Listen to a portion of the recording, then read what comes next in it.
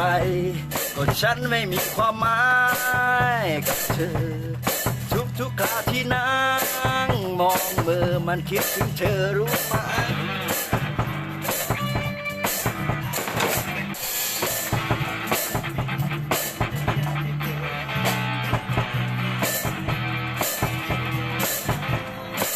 มันหวั่นไหวก็สุดใจจะทนทำยังไงที่เธอจะได้หันมามองกันบ้าง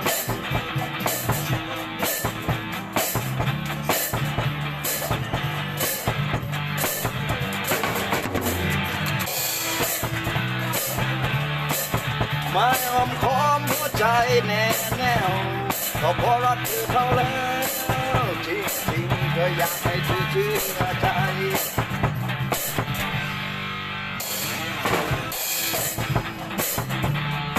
รู้ดีว่าคำที่พูดไป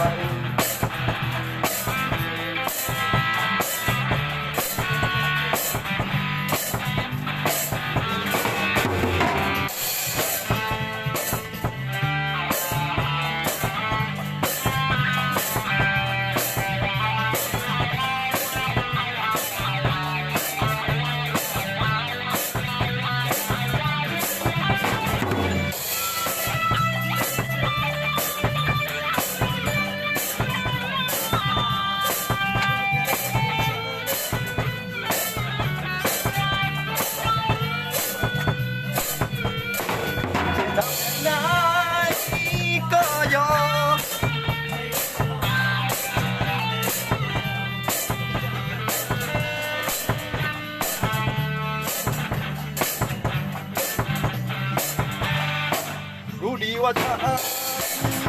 ไปทำรู้ดีว่าคำที่พูดไปอาจจะทำให้เธอ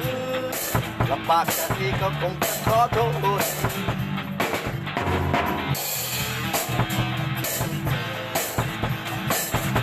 คงจะพอมีทาง